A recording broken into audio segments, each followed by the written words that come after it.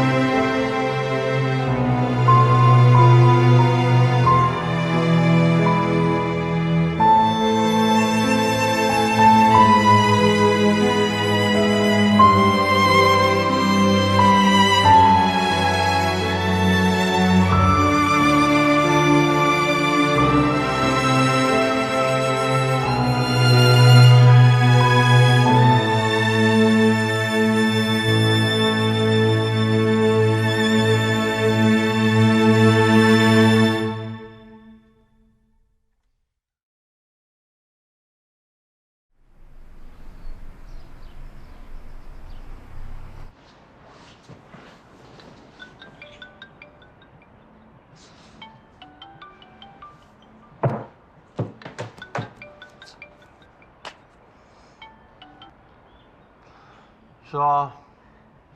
警长，唐教授的情况都核实完了。他的学校确实接到了中国方面发来的邀请函，他请了1周的假，然后他和他夫人订的也确实是往返机票，回程是在6天后。他的研究方向大致是跟生物杀虫剂有关，不过具体文件的内容我看不太懂。看着感觉特别复杂，还是等你过来以后咱们再一起看吧。OK。然后调查吉拉语那边也有些收获，就像你说的，我们发现吉拉语果然做过亏心事，他原来风流成性，在清迈和苏可泰府都欠了不少的风流债，而且还有过女人因为他自杀。那些相关人员的资料都拿过来了吗？他们传给了我一部分，我现在正在打印，没什么问题的话，等你来了，应该就能看了。好啊，我这就过去。我手势你挂吧。那我挂了。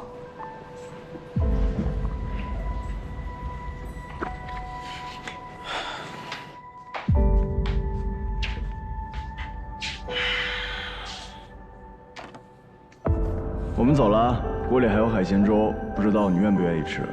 回来见吧。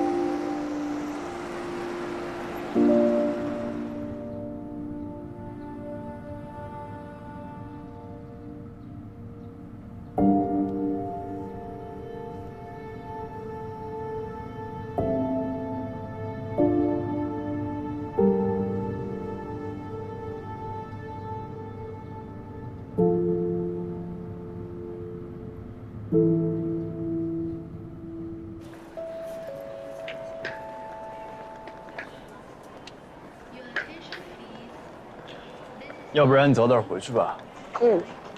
金玲，你也早点回去吧，起那么早，累了吧？景天有我们呢。好，果果，叔阿姨走。金玲，我们先进去了，等我们回来。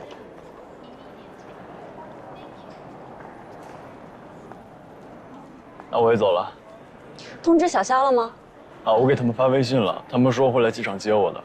嘿，他们对你啊比对我好多了，替我给他们带好。没问题。那你快走吧。哎，别忘了看田野上的圣甲虫。知道了。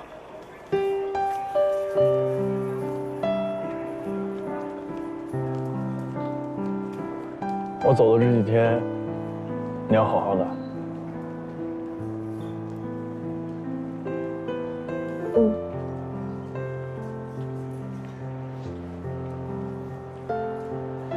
那我走了，拜拜。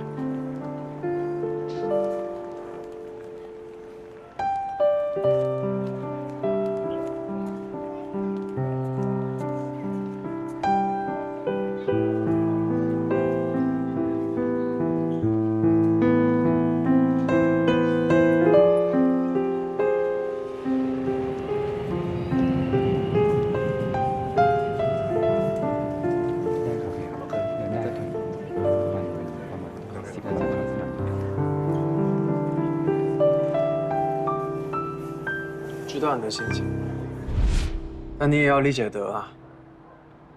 虽然刘太已经死了，但从各方面来看，目前他是最有嫌疑的一个人选。既有作案手段，作案时间，他和吉拉宇之间也有矛盾，尤其是作案工具是他的。越是这样，我越觉得奇怪。别说，我也有这种感觉。如果非要在这个范围让我选一个的话，我会选唐教授，也许还有他的夫人。不可能，那不就更奇怪了？你先听我说完。从作案的方式来说，他虽然不是搞蚂蚁专业的，但他毕竟是个昆虫学的教授，掌握这种杀人的手段对他来说一点都不困难。从作案的时间来说，现在唯一能提供他不在场证据的就是他夫人，但基本不足以采信。他和刘又是师生关系，他应该很了解平时刘的一些生活习惯。他跟吉拉雨算是熟人，如果在夜里他大摇大摆的去找吉拉雨，我觉得吉拉雨也未必会起太大的戒心。当然了，这些也只是我的推测而已。我并没有直接或间接的证据可以证明，所以我也没有办法不让人家回国。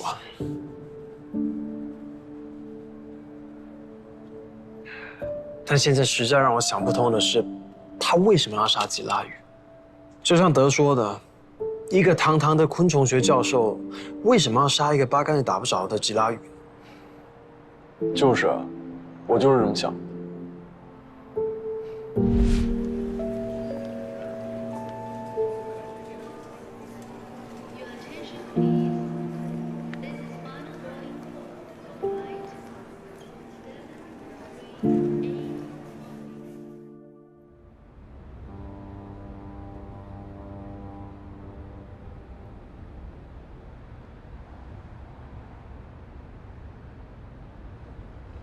这航班，哎，是不是啊？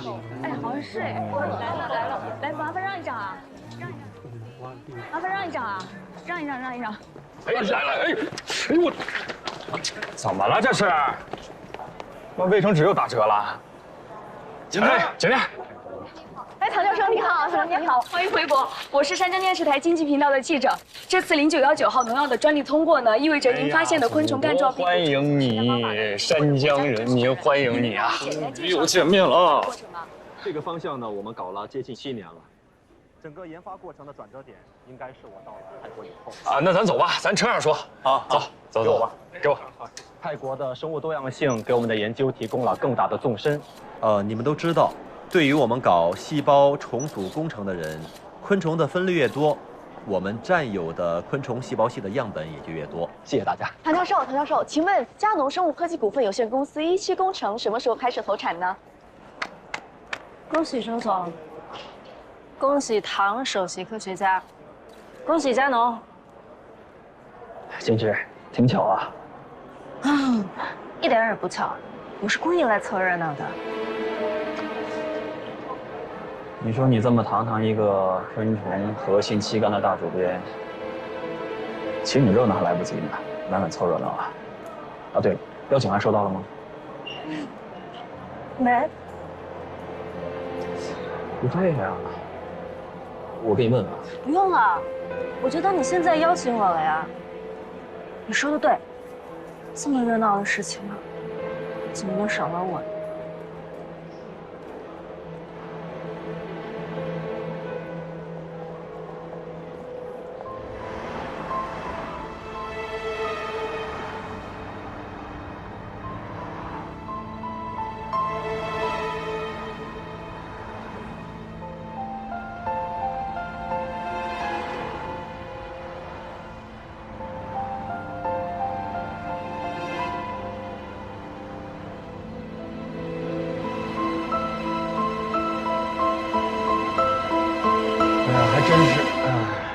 世事难料，你说这师徒两人同样是出趟国回来，一个是荣归故里，整了一个几个亿大项目，啊，名利双收，直达人生巅峰。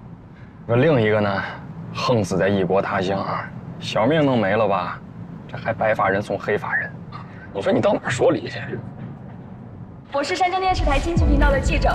这次0919号农药的专利通过呢，意味着您发现的昆虫干状病毒重组实验方法呢，已经获得国家的正式承认。你能给我们简单介绍一下整个研发的过程吗？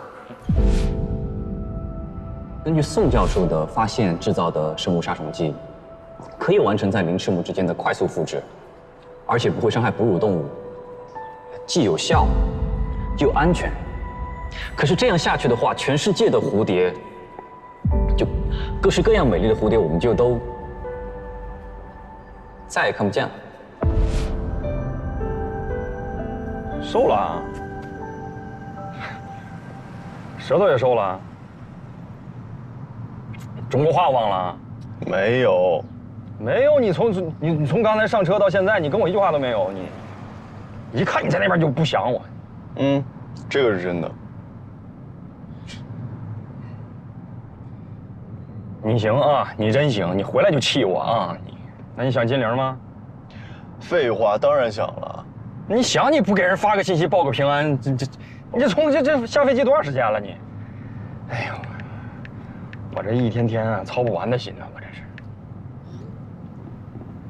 啊，对了，你这回来打算住哪儿啊？住师兄家，顺便可以帮他们处理师兄的后事，然后可以陪陪他们。行，那你有啥需要帮忙的啊？你就随时招呼哥几个，啊。嗯。哎，如队，啊，人接上了，小唐那个送那个刘小雨父母先回去。好嘞，行，那一会儿见啊。这个如队是谁啊？别问了，现场给你介绍。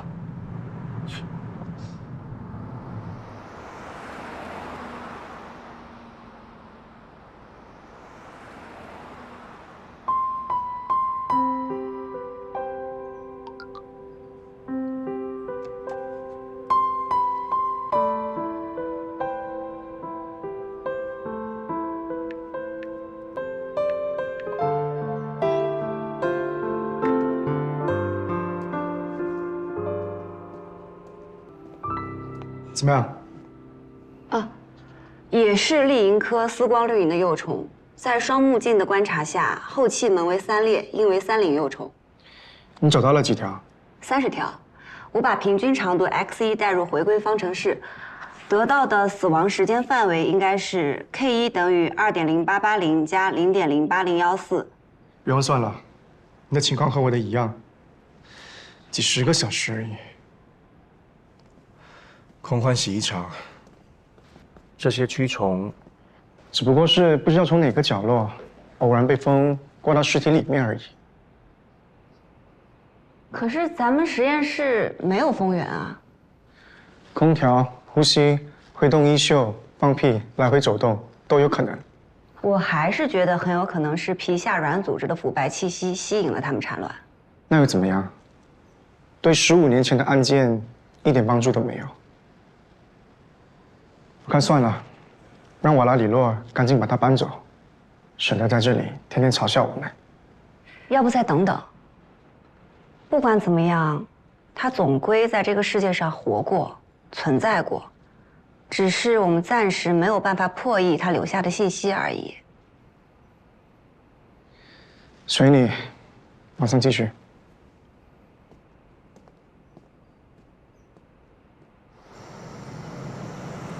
我不同意你这个泰国警察朋友的推测。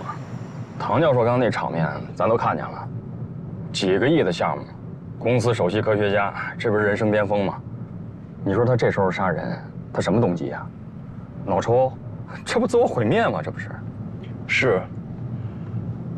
但我同样认为师兄不会杀人，他也有大好前程。是。但是这作案手段、作案工具，哎，有明摆着像是他干的。尤其是头天作案，他没有作案。假设嘛，假设他头天作案，第2天就出车祸了，难不成是被灭口了？哎，那个肇事司机查了吗？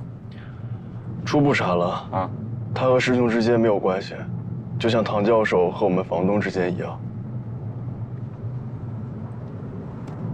这事儿确实挺邪门的。行了，咱快到地方了啊！你还是先帮咱看看这眼巴前的事儿吧。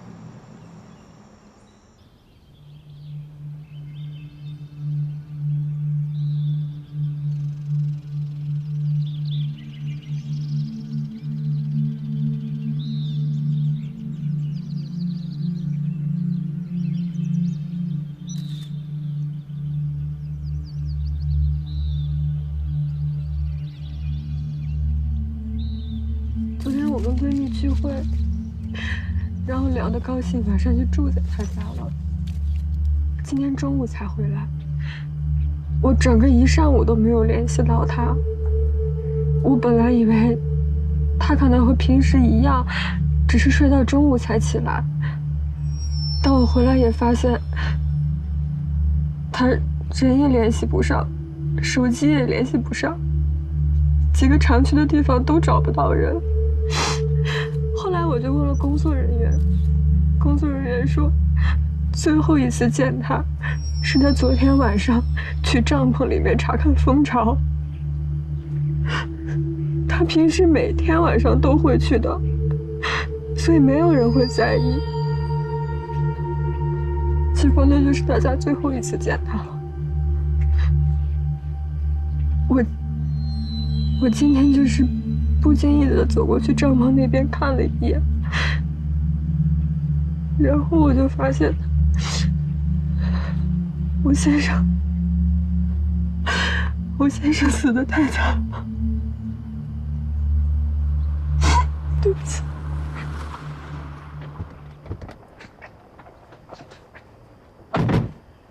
走。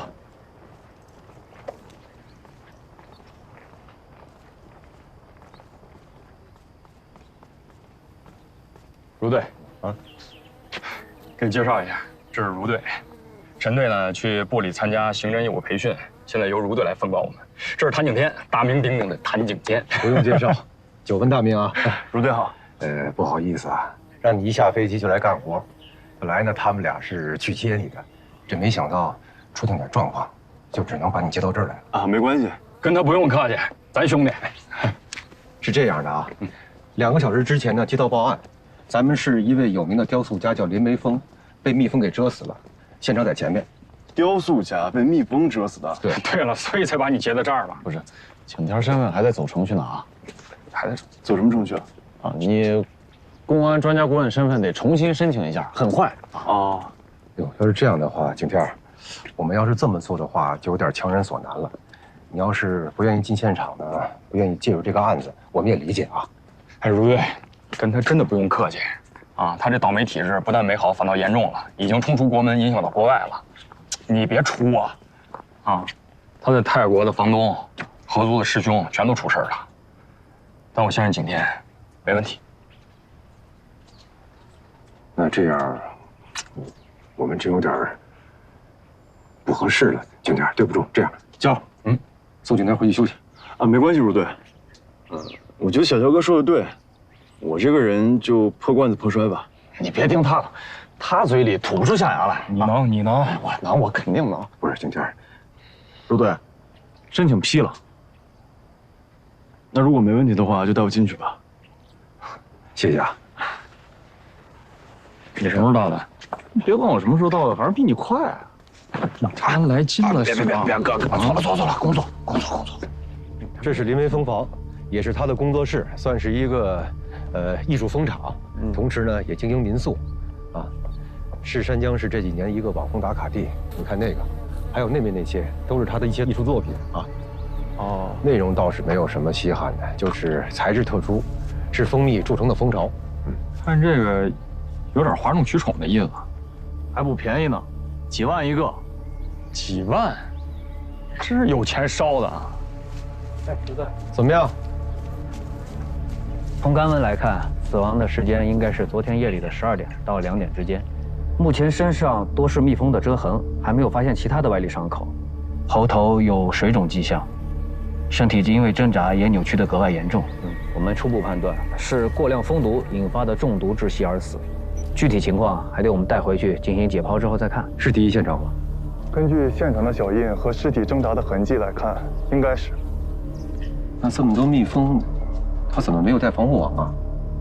这被蜜蜂蛰死的死相怎么这么惨啊？景天，哎，景天，景天！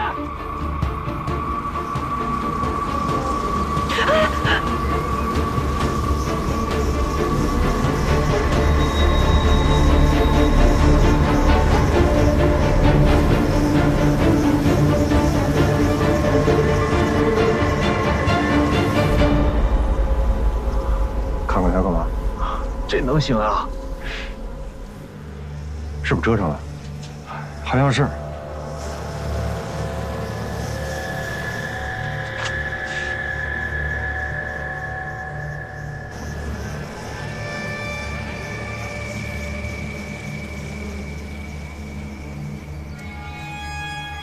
你干啥呢？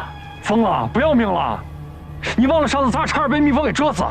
上回是胡蜂，这回是蜜蜂，被蛰成那样都不长记性，白蛰了。滚！汤凯哥说的没错，此蜂非彼蜂。你们看，吻部长，腹部也长，腹板几丁质，颜色鲜明。再看这里，第2至第4腹节背板前部有一条黄色环带。我们看有啥用啊？你想说啥赶紧的。这种蜜蜂叫意大利蜂，原产自亚平宁半岛。拉丁名字我就不跟你们说了。这种蜜蜂性格非常温顺，分泌王浆能力也非常强，所以也是全球范围内人工饲养的主要经济蜂种，基本上已经没有野外蜂群。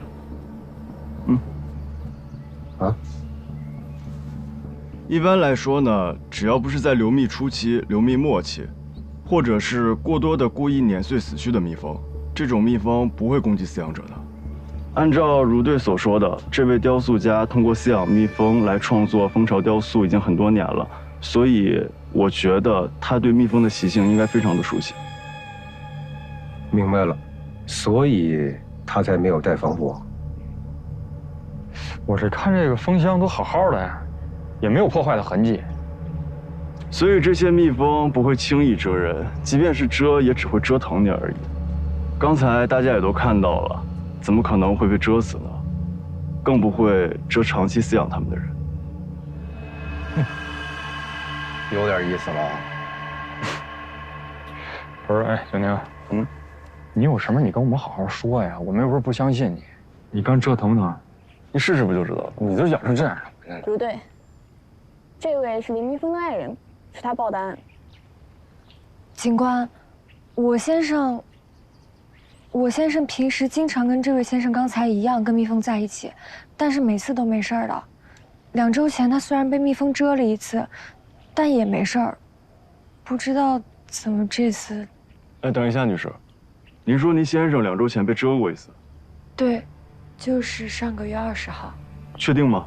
确定，我记得很清楚，因为那一天我们在拍婚纱照，拍单人照的时候，我先生就提议像您刚才那样跟蜂群一起拍一张，但是在拍的时候就被蛰了。当时没有什么大碍，我们去医院简单处理了一下就好了。这就对了。怎么对了？等一下，如队，我想让小肖哥帮我个忙。啥忙？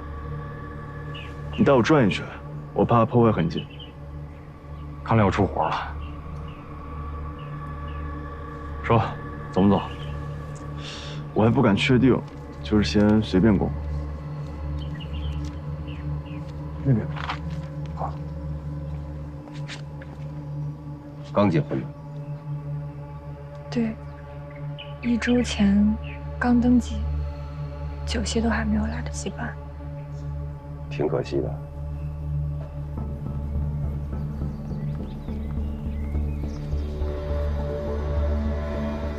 那你这个看看。啊，好。让你脚底下，往这儿呢。哎，你看，怎么了？有什么问题？这块绿布就是问题。绿布就是问题。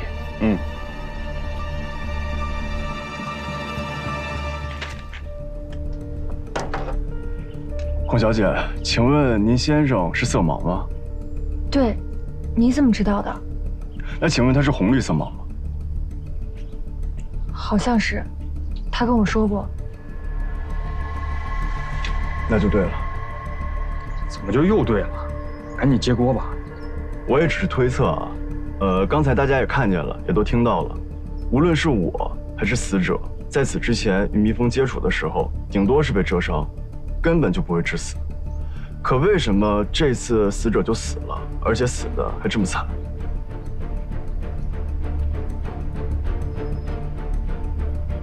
问你啊。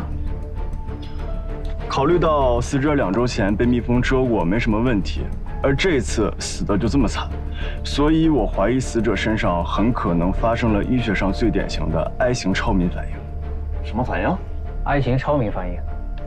没错，简单来说，它的发生机制分为致敏阶段与发敏阶段，2个阶段之间通常不会超过20天，所以当死者第一次被蛰，蜂毒作为抗原使他致敏，而这一次当死者再次遇到相同抗原的时候，就会出现超敏现象。超敏反应发病迅速，最快也就几分钟的时间而已，而且后果会非常严重。所以这就是当唐凯哥看到尸体的时候，会觉得被蜜蜂蛰死的死相为什么会这么惨。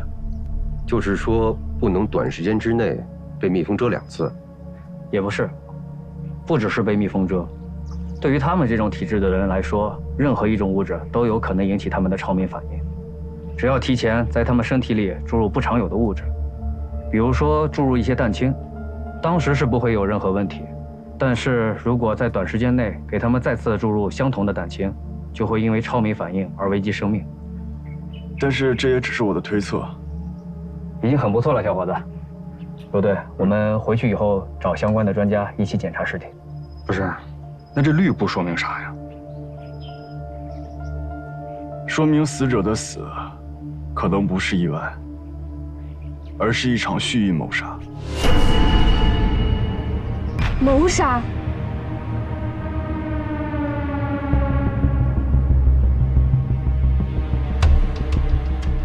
刚才我和小肖哥就转了一圈，发现其他帐篷里的照明灯都是用红布照着的，只有这个最大的帐篷，也就是死亡现场的帐篷里的照明灯是用这块绿布照着的。啊，什么时候变成绿色的了呀？所有帐篷的灯都是用红布照着的呀。所以这才是问题啊！哎，你快点说。哦，是这样的，对于养蜂的人来说，为了防止盗蜂或者查蜂的时候影响蜂王交尾，所以必须在晚上的时候开箱查看，而且饲喂蜜蜂也必须是在晚上。为了防止惊扰蜜蜂，夜晚的照明工具需要用红布照着，这是因为所有的蜜蜂都是红色毛，再加上它们复眼的结构，所以夜晚的红色光对于它们来说就是黑色的。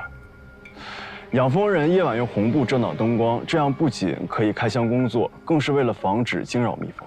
但是你们想，如果这块红色的布被换成绿色的，那会怎么样？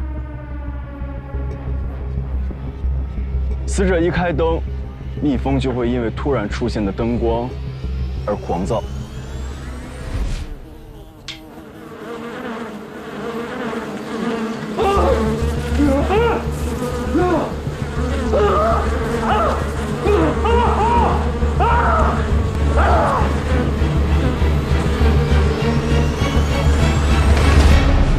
明白了，如果它是红绿色盲，这就解释了他为什么没有发现里面的红布被换成了绿布。开灯之后，他也没有发现灯光的颜色变化。所以这就解释了我为什么怀疑死者是被谋杀的。因为照明灯的红布被换成了绿布。没错。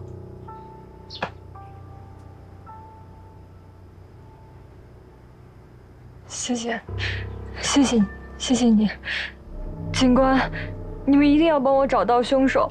我先生他……接着给空姐做笔录啊！小肖，咱们送景天走。景天，怎么样？我之前跟你说的，今天什么因为都是真的。谢谢你了啊！回去呢好好休息，我们有什么需要的话会跟你联系的。嗯。哎，走。基本上可以给凶手来画像。大家分头干活吧。啊，是。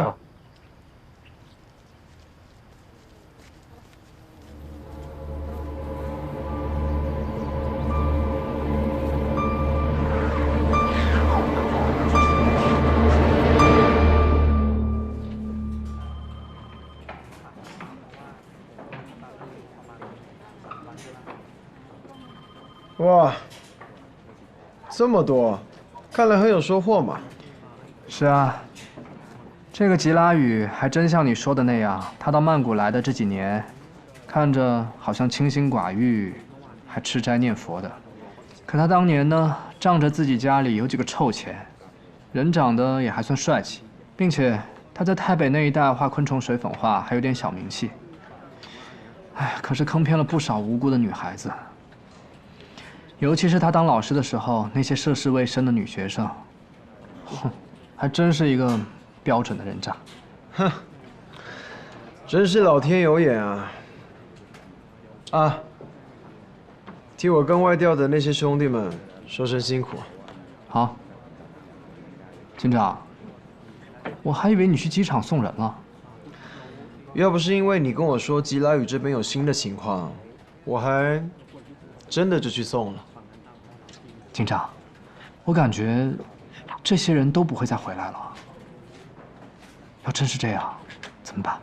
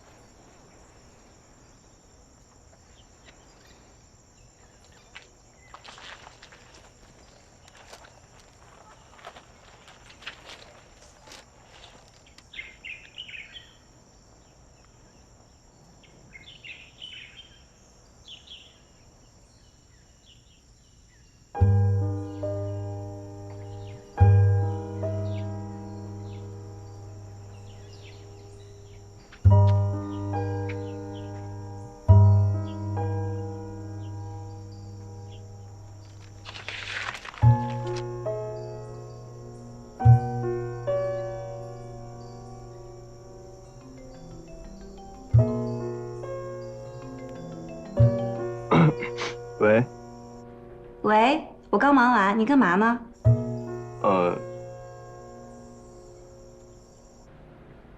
你去看文白哥了？你放心吧，我没事儿。我这边也挺好的。我明天准备去看一下文慧阿姨。好。那我们晚上聊吧。拜拜。拜拜。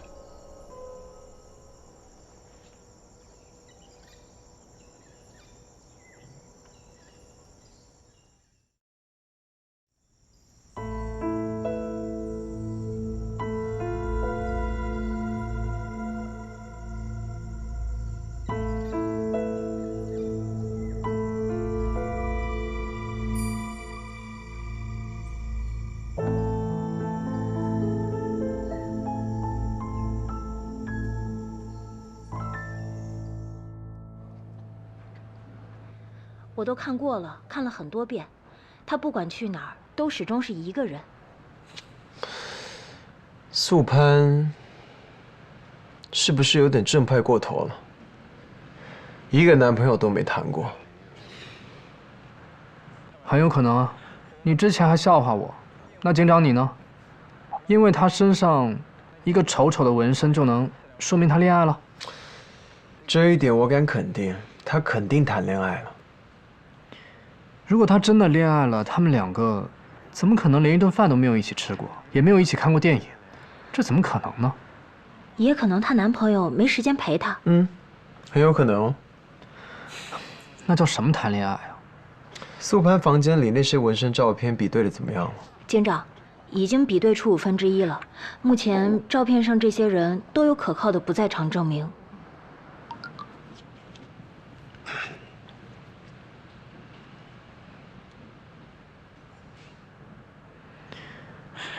景天到了。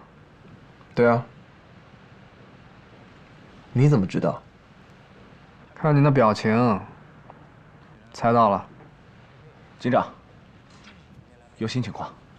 走，谢谢啊。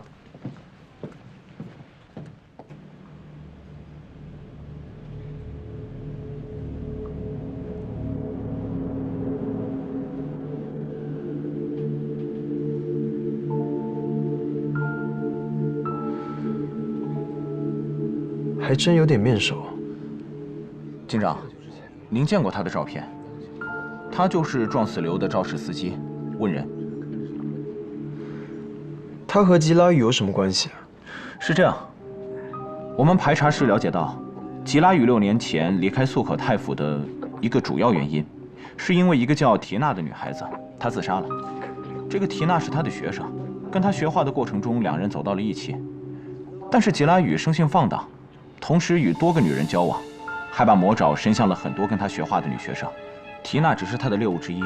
后来，缇娜发现吉拉宇他真实的面目，缇娜知道自己被骗了，就自杀了。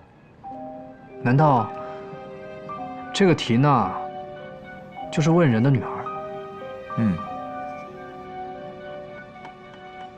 这么巧。把问人的资料给我。在这里。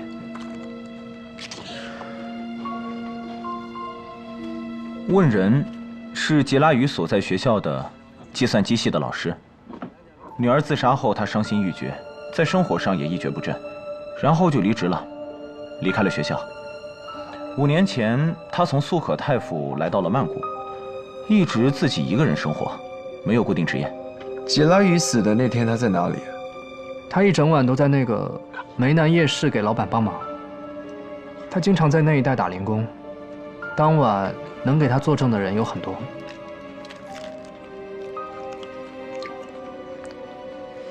这么巧？难道说刘小雨的死不是简单的交通意外？那问人应该撞死吉拉宇才对啊。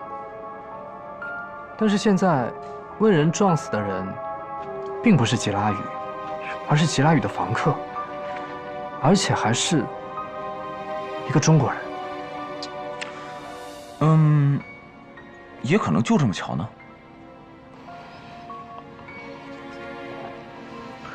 那这未免也太巧了吧？要不我们干脆把问人抓来问问。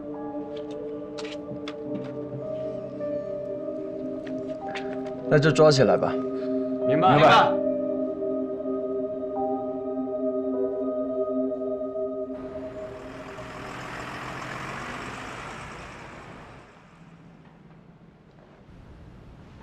你有个女儿叫缇娜是吗？说。是。你认识吉拉宇吗？认识。你知道他在哪吗？不知道。他死了。他死了？苍天有眼，苍天有眼，他终于死了，他终于死了。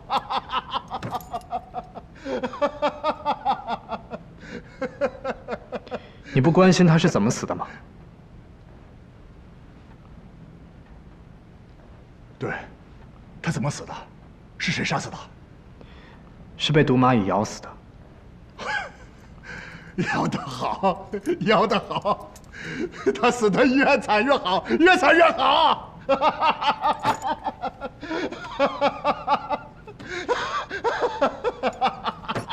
用毒蚂蚁咬死他的人，就是你开车撞死的人。什么？不可能！怎么会这么巧？你问我，还是我问你？怎么会这样？警官，能不能让我当面向他家人道歉呀？你们帮我说也行，替我向他家人道歉。我对不起他们，那是一场意外，只是一场意外啊！其实，你应该感谢他，是他帮你女儿报了仇。没错，我应该感谢他，是他帮我和缇娜报了仇。你们可以让我跟他家人见个面吗？通个话也行。我想亲自跟他们说对不起，我要跟他们道歉，我要感谢他帮我和缇娜报了仇。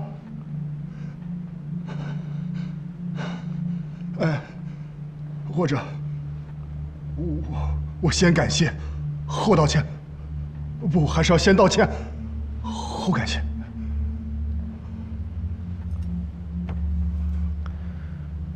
他可是杀吉拉宇的凶手。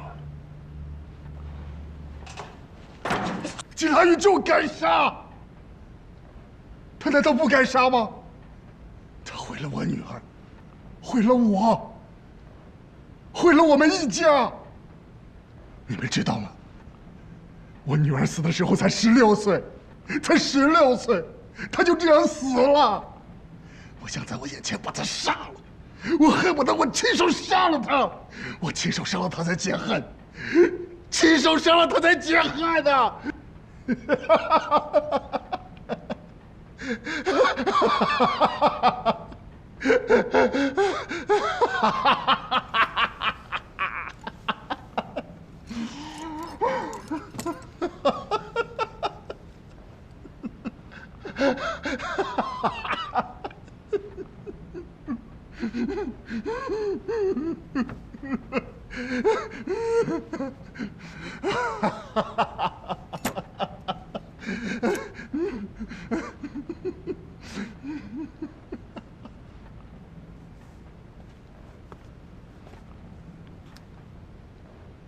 看来这个问人没什么问题。我还以为他不会承认认识吉拉宇，结果他大大方方的承认了，而且他也并不知道吉拉宇死了。太巧了，这实在是太巧了。也有可能就是这么巧呢。再说，如果他知道是刘小雨杀了吉拉宇，他应该感谢刘小雨才对啊，总不会把他给撞死吧？还是太巧了，真的太巧了。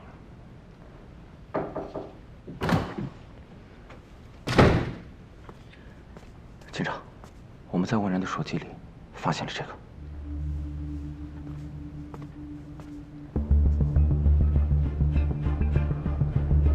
他手机里怎么会有这种东西？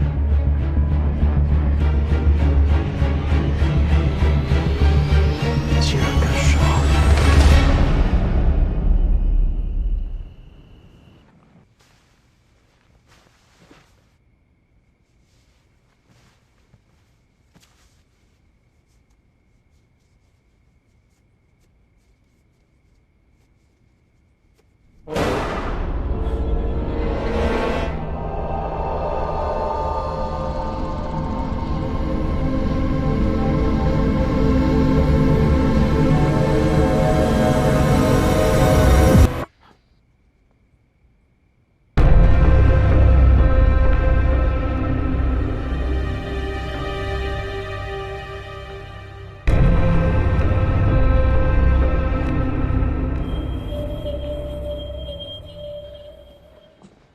金玲，哎，我先出去，这里交给你了。好，没问题。哇，你今天好帅啊！会吗？真的很帅。谢了，再见。拜拜。